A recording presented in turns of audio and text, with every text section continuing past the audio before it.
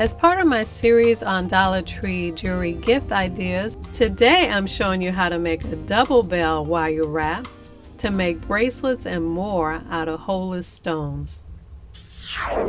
For this piece I'll be using small glass gems from Dollar Tree, metallic acrylic paint, bead-in wire 24 gauge, and a set of jewelry tools, round nose pliers, needle nose pliers, and side cutters. You can get these from Walmart or any craft store.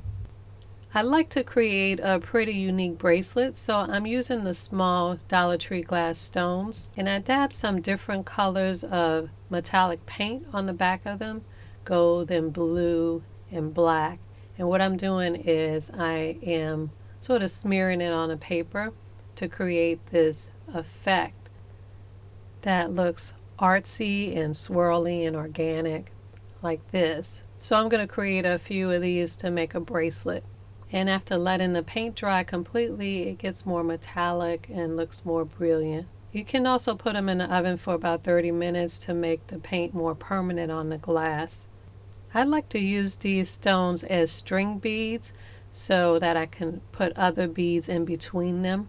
So I'm going to show you how to create a wire wrap that has a bell on each end so that you could string a wire through it. I'll be using 24 gauge gold bead-in wire. And for each of these small stones, I'm going to cut two 12-inch pieces. Now I'm just folding it a little so I can find the center.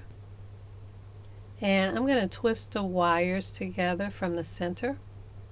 I'm twisting this about 20 times. You may need more or less depending on the size of the stone, but I want to be able to wrap this around the stone with the twist in the back coming around from the top and the bottom, and I want to be able to make a diamond shape in the middle when I cross the wires. Okay, so I'm going to make two twists on the bottom and the top wire on one side and two twists on the other side. And then I'm going to pull the top wires up and the bottom wires down.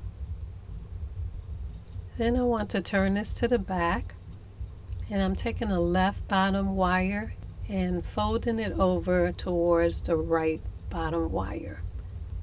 And I'm going to twist those two together near the bottom right. And I'm just doing a few twists, and then I'm going to take the top two wires and fold the top right wire over towards the top left wire and twist those two together towards the left top. So I have something like this.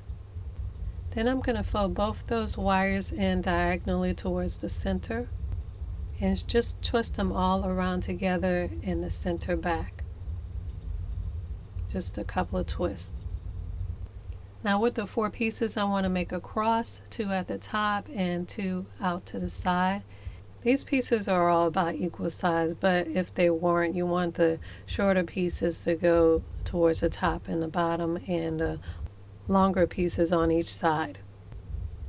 Okay, so I'm going to take one of the side pieces. I'm going to bring it around to the front in between the other wires, and I am going to tuck this wire in underneath the other wires and have it come out in the center of that diamond. And I did the same with the other side. So I have the two side wires in the center, and now I'm going to twist those two together.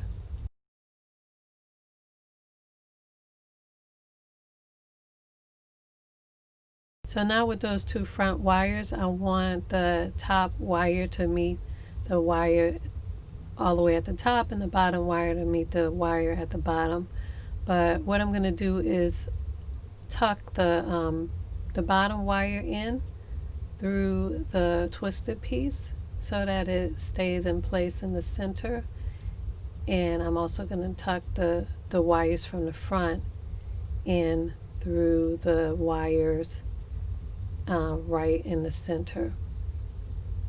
And if you have to, you can pull that up a little bit so that you can get the wire through, and it'll just make it stable at the top and the bottom so that the bell won't wiggle around. Okay, both those wires are through the twisted wire at the top and the bottom. So now I'm going to twist those two pieces together at the bottom and the top. And I twisted both of those ends all the way up. So now I'm just going to adjust the wires so that I can make sure it doesn't come out. I'm going to use my tools to crimp the back of it, make sure it's nice and tight. And crimping is just turning the wires to tighten up the piece. Okay, so now I'm going to make my bells. I'm going to take my round nose pliers and loop my top twist around that to make a little loophole, and I'm going to just roll the wires around the neck of the loop.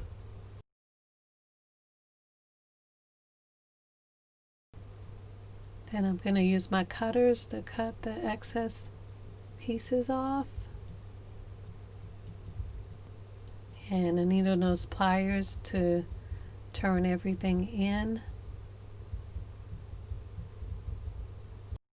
And I did the same for the other end. So now I have a bead with two bells. And with that I can string it through a wire.